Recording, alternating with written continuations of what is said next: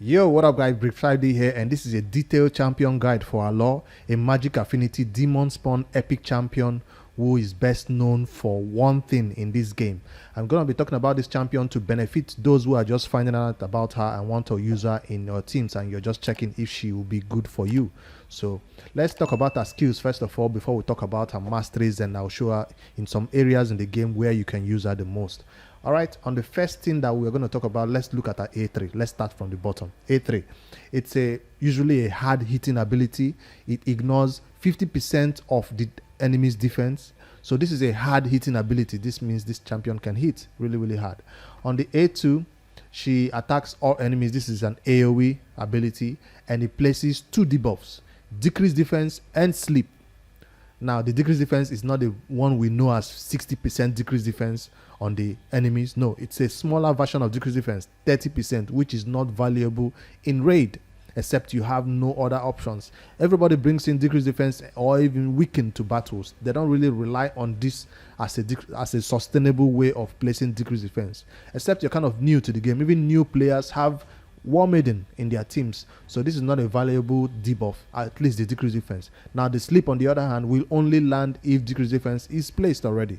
So that's, you can put the enemies to sleep, and it's one of the most non-valuable debuffs in the game because they can easily be awakened by taking a HP burn or a hit. So sleep is not a valuable debuff either. So I don't like this skill, but it can help you sometimes when she puts enemies to sleep and then you target only one of them. All right, on the A1 though, she attacks 3 times at random. That means if there are 5 enemies, she will hit. There's no way of telling her to target one person, but there is a way. People say if you put your mouse on one of the enemies and click that one of her 3 hits will go to one of those enemies. Let me explain it again. If you have 5 enemies and you click on one, she will put 1 hit on the one you click and then 2 hits on maybe 2 random one, or even to that other one. So that's something you should try to see if it works out for you, though it's not yet very confirmed. But I've tried it. It always works. Whenever I click on somebody, one of the hits always go to that person. So why are we talking about this skill is because it decreases the target storm meter by 25% on each critical hit. So 3 hits, 3 critical hits, 25. That's a huge storm meter reduction by what, 75% if you put it all on one target. But when you're dealing with waves, it just goes 25 to 3 people. So this skill is best known for being used against bosses, at least those bosses where you can decrease their turn meter, right? So once you hit them with this turn meter reduction skill, their turn meter just goes really low. Especially I'm talking about dungeon 20 and below. You know, on dungeon 25, 20 and above up to 25, you can't really reduce their turn meter by that high amount. There's a cap on the amount of turn meter you can reduce from those level 20 and to 25 bosses. Even in the Doom Tower, bosses whose turn meter you can reduce don't take a full turn meter reduction. So take note of that. So, but it's best known or best used back in the day for dungeons 20 and below. Even till today, 25 dungeons, 24 dungeons, it still works, and we're going to show it in action in this video. All right, those are her skills. Her aura has an accuracy in faction creep by 50. So if you want to put her in the lead to have extra accuracy if you do not have that. Now let's talk about her artifacts. That's the main thing. This champion, you've seen her skills right now. Oh, I didn't know I turned her back all this time. Sorry, my bad. This champion is best known to be used as a champion who needs what? Accuracy. Why? Because that's her A1 that reduces the turn meter, needs accuracy to land. If you do not have enough accuracy, you will not land those A1 turn meter reduction. And there is a condition on those A1s also. They must crit, right? Check out the A1 again. Decreases target storm meter by 25% on each critical hit. So that's 2 conditions right now. You need accuracy number 1 to land it, and then when you land it, you need crit for it to even reduce the turn meter. So the most important thing on her is accuracy. The second most important thing on her is critical rate. Yes, so that's what you should know. So what else can you get on this champion besides accuracy and critical rate? Speed, because this is a champion that is, according to how I'm building her in this particular video, I'm building her as a full turn meter reduction champion. Yes, her whole purpose on my team is to do turn meter reduction with this A1. Yes. So when I show her in battle, you see me even turning off this A2, turning off this A3, because I don't really need her to be doing these other skills. So that's why we are going to be building her with enough accuracy and enough crit rate. So if you check out which artifact set is best for this champion, you normally do not need to put her in a destroy set. I have her in a destroy set as my choice option because I built this champion for the Scarab King. Yes, I built her for the Scarab King of Doom Tower Hard. So you see my total stats, which shows that she can put his turn meter down, because if we allow him take a turn, he will eventually come in and steal our buffs and put fear on us and do all that stuff. So we don't want him taking a turn. That's why I put her in a destroy set. So the Scarab King usually needs 2 or 3 people in destroy sets to take him down, to decrease his max HP as he hits. So that's what I built her for. And other sets that you can put on this champion that is good. Speed set is fine. Perception set is fine. So she's not very selective, like I told you. The main thing you should try to focus on is enough accuracy and enough crit rate according to the content you are trying to beat. So if I head over here, you can see if I put her in all speeds, as long as she's fast and have that crit rate and accuracy banner, she'll do her work. Perception set is also one that you can put on this champion. Now, if you're building her for damage, you say savage set, good for you, but I wouldn't waste savage on this champion. We have other nukers out there who will benefit more from savage than this champion. She's best known for a champion built for turn meter reduction, so I'll keep repeating that so you get it clear. All right, crew sets, it's nice if you want some damage. I'm looking for perception right now, and that's one that is most popular, because if you don't have that accuracy, she will not land the turn meter reduction. So put her in perception, put her in speed set. Another set that I can think of, relentless set, to allow her take turns. She will go crazy in relentless set. But remember, you don't want this champion to be built so squishy that one hit and she dies. So remember, as you meet that accuracy requirement, you meet that crit requirement, you put in that speed requirement, then you add some survivability for her. What about damage? Her total stat right there, you can see me, I focused on only crit rate 104. I went a little bit overboard. Crit damage, I didn't focus on it. Why? 315 accuracy is high for Doom Tower hard content. Remember, if you're building up for maybe Dragon 20 content, or Spider 20, or even Fire Knight 20 content, you will only need 200 accuracy, right? But I built 315 because she was built for Scarab boss of Doom Tower hard. So remember that you don't really need this high amount of accuracy except you're doing dungeon 25, which is even giving you about 250 230 accuracy. But this is Doom Tower what accuracy. Speed right there, 246. That means this champion is not slow. Yes, she's one of the fastest champion in the team. Your nukers can be around 170, 180, but she's not a nuker. That's why she went overboard. So the amount of stats I was supposed to put into crit damage, I put it into speed instead, because I wanted her to be taking numerous turns on my team. And that's how I build this champion. Her attack is a little bit high, yes. I didn't focus on defense, or HP is also good, so she's not the first one that goes down or easily targeted. All right, that's my total stat right there. I'll show you the masteries for this champion. I've talked about the artifact sets. The masteries, I went for this one that gives her extra 30% chance to inflict bonus damage because she hits 3 times, right? You always want Giant Slayer on a champion who has multiple hits on that A1 skill. So she's one of those champions that benefits a great deal from Giant Slayer. That's why I went that route. So you want to need this if you're using her for dungeon content, especially to decrease the enemy's turn meter when she hits them for the first time. Is always good. She's not having any much debuff, so you don't need any extension. That's why I didn't even focus or try to complete this. I came here solely for this speed, this accuracy, and this turn meter increase, and also this, evil eye. So that's why I came towards the support tree. She doesn't really benefit much from this defense tree, if you ask me. So those are the 2 main stats for her, offense and support. All right, what else can I show you now? Now that I've shown you my build for this champion, my total stats, I actually have 2 allures. So I'll show you the second one. It's kind of similar build, nothing special. I still focused on 100% crit. While I'm here, let me just show the total stats for this one. This one is at level 50. Yes, What's better than one Alure? 2. If you can build 2 Alures, you will need them. When you have 2 Alures in a team, your enemies will never take a turn, because you keep reducing autometer. Consistent autometer reduction is what you need in battle, and you get it from 2 Alures. So I don't think I have masteries on this second one. I don't.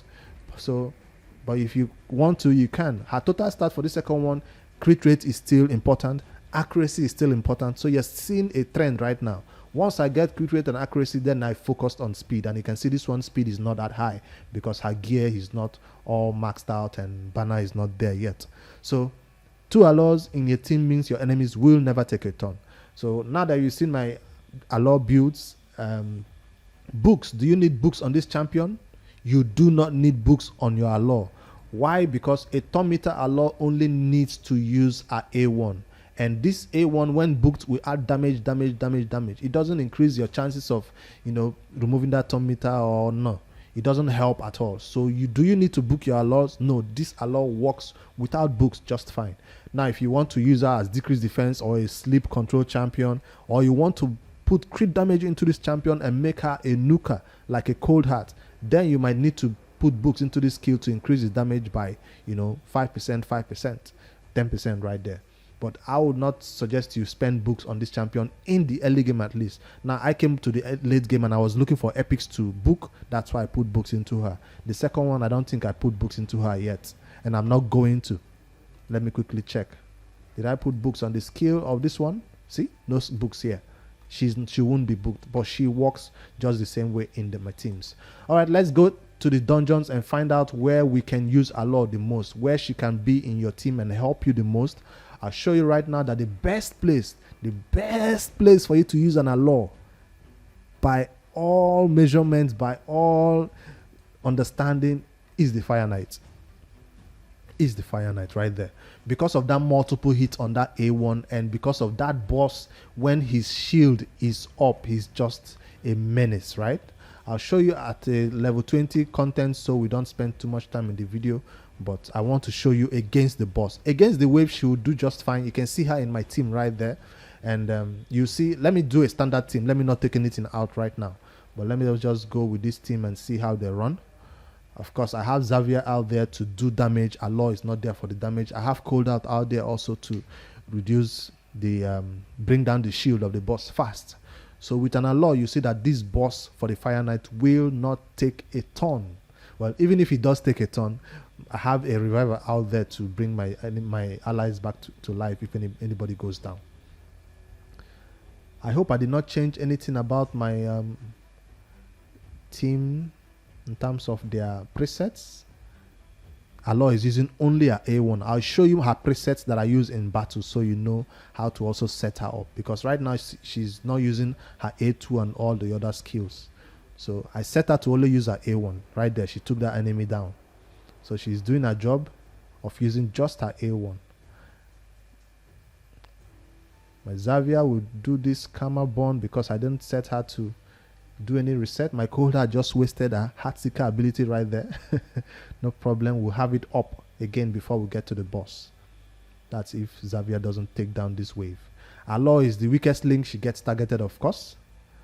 This champion is awesome for turn meter control. You might not feel her effect in the wave. If you want to feel her effect in the wave, bring 2. These enemies in the wave will not take a turn. I used 2 Alures on some Doom Tower content that is so difficult that once they take a turn, it's hard. All right, let me slow down right now and habitat boost. So you see when Alure hits and you see how many 3 hits right there. So the boss shield went from 8 down to 5. So you see her keeping that shield down. Cold Heart to take down the rest of the shield, of course, because she has a 4-hitter A1. All right, let me put it back on 2x speed and see. Remember, the person we're actually looking for, boom, is Alure, taking that turn meter back to almost 0. So the same thing that she does in the Fire Knight like this, because it's just a single boss and it's a single target boss, right? Her hits are not going everywhere. She doesn't have multiple enemies against her where the one A1 will just go everywhere. No. So she's set in this boss to always use the A1. You don't want her coming in here using the A3 and all that. No. because if you let her, she will do it. I'm telling you. So you have to set your presets for Alure. I'll show you the presets I use for her in the battle. So the Fire Knight is the best place you can use an Alure. Most people who have problems with this Fire Knight is his shield. And if you come in here with a Farrakhan the Fat, with a multiple hit on the A1, it's just easy. The shield just goes down. So, and then when the shield is finally down, she makes sure he doesn't get hit turn at all. So it works the same way in Fire Knight 20 that I'm showing you as an example, just to speed it up. It works the same way in Fire Knight 24, 25 also. She's the same team I use for Fire Knight 24 and 25. So that's it. Now you have to watch out for negative affinity though, because you can tell that against she's magic affinity, she will be weak affinity against Fire Knight 24. And guess what? I still use that in 24. I don't want to use that in 25 because that one is a little bit of a longer time for me, but it will work the same way. She's positive affinity for 25, but I prefer to farm 24 because of the ratio of energy to, you know how they calculate it, time spent in the game and all that stuff. So I prefer 24. It's faster, and even if she goes down, there's Arbiter right there to bring her up. She does get weak hit, I'm telling you, against force affinity. All right, the next place that you can use an Alure confidently and comfortably is the spider. Yes, she's good for the spider. Despite the fact that there are multiple enemies when you're dealing with the spider, she is positive affinity. Now, I have two cold arts right here. I might have to take out one and show this battle. This is my first cold art. This is the second one. Let me put in the second one, because if the boss doesn't take a turn, it's good for you, right? So let me start the battle right now and show an Alure what she does in the spider. She's just there for turn meter control. Normally, cold arts are there for turn meter and damage, but Alure is only there for turn meter control on the boss. So I'll put it on auto after I know who is going first. All right, I don't want to do my reset of skills right there. HP burn on the enemies. I just want to show you when Alure does her A1. All right, this is her A1 right now. If I hit the boss with the A1, even on auto or on manual, check out. He gets 1 or 2 and the spiderlings gets the rest. So most times the boss will get 1 hit off your turn meter reduction, while the spiderlings will get the other 2. That's it. So it's not the most reliable turn meter reduction because the boss doesn't get the 3 A1 hits just like we saw in the Fire Knight, but it still works the same way. All right, let me show you the rest of the run. And let's just... She didn't even get targeted. I thought she was going to be targeted. I'm waiting for my cold heart to go in for the nuke, so the battle can end really, really fast. HP burn is doing the work. Yes, always bring HP burn to your spider battles. So Alure is going in for that A1 again. Boom. She got 1 hit on the boss, while the other hits went everywhere else. Freeze.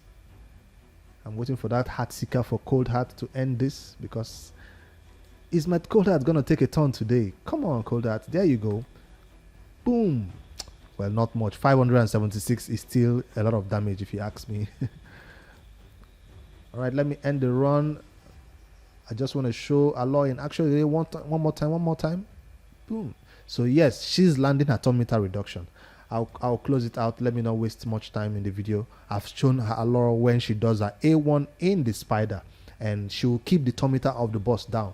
If you do not have a cold heart, you can pair your Alure with an Amiga, at least for the early game. Most people say she's not the best one here. I agree. Alure is not her place for spider is not the best, because she's squishy. She's just for one purpose, turn meter reduction, and she can play sleep on the spiderlings. Yes, her A2 is not that useless in this battle, because the spiderlings, whatever way you can control them, use it. So most of the time you want her doing the A1 consistently, but if you see that the turn meter is so down, you can go in there and start going with the A2 instead and put them to sleep. Is Alure viable in the Ice Golem? I don't think so, because you want that boss to take a turn. You want him to have all the poison laced on him and take a turn. Is Alure viable in the Dragon? No, the Dragon boss turn meter cannot be reduced. That's it. So maybe you want her for the waves to make sure the enemies don't take a turn. keep consistently reducing the turn meter or putting them to sleep. But these are not her two best dungeons. Her best two dungeons are Spider and Fire Knight. Let's head over to some advanced content right now for Alure, where she's best known for. Is she an arena champion? Hell no. I've never seen an Alure in the arena. Yes, I've never seen it, and I'm not going to be the first to break that unspeakable rule and try her out there. No. Is Alure a clan boss champion? Hell to the no. Fine, she has what do you call it, Giant Slayer, and she can hit multiple times on that A1 and give you some Giant Slayer procs. But she's so squishy, we don't put that type of squishy champion in the clan boss. Is Alure a good champion to use as a campaign farmer? No. Your campaign farmer should be a multiple hit A1 champion, and her A2, which has that multiple hit, AoE hit, is not known to do much damage, though it does hit 2 times and all that. Alure is perfect for the faction wars though. If you have 2 Alures, she'll carry you through the faction war stages easy and make sure those bosses turn meters stay down. Now for the final piece of content for my Alure that I want to show you is Doom Tower. Now for the sake of time, I will not show you Doom Tower hard content. I'll show you how it works for normal so we can easily get it done quickly. Alure is best known for this boss, this one, yes, this boss right here. So I have my team set up, as you can see her right there in the team as one of the champions who make sure that he doesn't take a turn and his what do you call this thing, his turn meter stays down. And also because of a have her in that set, that destroy set, right, she can reduce that his other shield that he has before he can start taking damage. I do have my Amiga built in that destroy set also, so my Amiga will be doing that work for me also. Let me quickly head to the boss and show you that final boss battle and show you what Alure can actually do for us in this type of team. That is where she's best known for. Remember, this is Doom Tower normal content, but it's the same way for Doom Tower hard. You just have to up the speeds a little. Remember, you need to check out their stats if you don't know the boss speeds and all that. If I don't kill this, okay, I thought she was not going to target this dude. All right, I'm heading into the battle with my shield set on, and Alure will open with her A1. Check out. Let me put it on slow speed. Boom. All the hits from my A1 went straight to the boss, giving Amigad an opportunity to open with his A2 because the boss's turn meter was already down. So Alure is set to only use her A1 in this battle. That's it. The turn meter of this boss will stay down. He will never get a turn as long as Alure is in this team. That's why most people bring 2 for Doom Tower hard content. Most people bring 2 Alures in here. One hits him, the next one hits him, so they just keep circling around and he never gets a turn. So that's how you can use an Alure both for dungeon content and now for the Scarab King. Another battle in the Scarab or in the Doom Tower where she's known for, or she's very popular these days, is the Dark Fae. And I did use her in my team of the Dark Fae. I actually used 2 right there in this Dark Fae team. And let me quickly show it and see if it will work out, because this is a very dicey team. Sometimes it works, sometimes it doesn't. But hopefully, if you can take out your Miro team, that's the only difficult part of the Dark Fae. And that's where an Alure comes in to make sure that you kind of mirror yourself with squishy champions, and Alure is very squishy. And your Nuka can take them down just like that in one hit. So let me put it on manual so I can save my skills for the next battle. Alright, we're on our way now to the boss in the Doom Tower Dark Fae, where I want to show you what Alure does for this type of team. And I do have 2 Alures in this battle. The boss has mirrored my team against me, right, as usual. And I'm going to control their turn meter and do more turn meter controls and hopefully nuke them down with this dude. If I can nuke my Miro team, it will be a fast run, but if I can't, it will be a very, very painful, difficult run. See, I almost took them all down. So it's a good one, but Alure is there. Turn meter reduction. Right now, she put the turn meter on 2 champions. None of them hits the boss. Normally, you want her to do this A1, and you want one of the hits to go towards the boss. Like this, see? Whenever she does the A1, one of the hits should go towards the boss so he doesn't get a turn, I guess. So I'll put decrease speed on the boss so he doesn't get his turn really, really fast. This is Doom Tower normals. That's why it's so easy. If you want to see this team in action in Doom Tower hard, I'll card above right there the team I used to beat the highest floor of the Doom Tower hard. Exactly this team you're seeing right now. And you see Alure in action over there. But she's here in this battle just to keep this turn meter of this boss down. Two of them actually is here in this battle doing that. Most people bring a cold heart and an Alure, but I prefer to bring in two Alures right here. So that's this team that brought down the Dark Fae. It works in normal, it works in hard. Like I said, check out the video that I used on hard. So that's my showcase for Alure, the best or one of the best turn meter reduction champions in Raid Shadow Legends. You need accuracy on this champion to allow her do her job. You need crit rate 100% to allow her do her job. Those are the two things. Then depending on how late game or early game you are, that will determine how much speed you can squeeze into the stats. Do you need damage on this champion? I did not build mine for damage. I just built her to do her job. 100% turn meter reduction each time she takes a turn. Well, not 100%, 75% on bosses when she hits them with those 3 hits. Let me know what you think about this guide. It benefits newer players, it benefits endgame players. This is an epic champion from the Demon Spawn faction, one of the best ones in Raid Shadow Legends. Yes, this is not a one where you get high in the first time and you're pissed off. No, this is a champion you will use. But when you begin to get 4 or 5 Alures, you don't need that many. You only need 2. Remember, one of them at level 60 and one maybe at 50. Do you need to 60 them both? If you have the resources, go ahead and do that. I'd like to hear from you guys in the comments below what you think about this Alure guide. Is there anywhere where you use an Alure where I did not showcase? Is there any different way you built yours that I'm not aware of? I'd like to hear your feedback. Also, join the Discord if you have questions about other champions that you like me to see or you like me to do a guide about. I'm always open to suggestions. So drop it below or join the Discord and leave a message right there. Before you click out this video, I'll appreciate you if you hit that like button and subscribe. It helps my videos get out to more people in the Raid Shadow Legends community. I'll see you guys in the next one. Good night.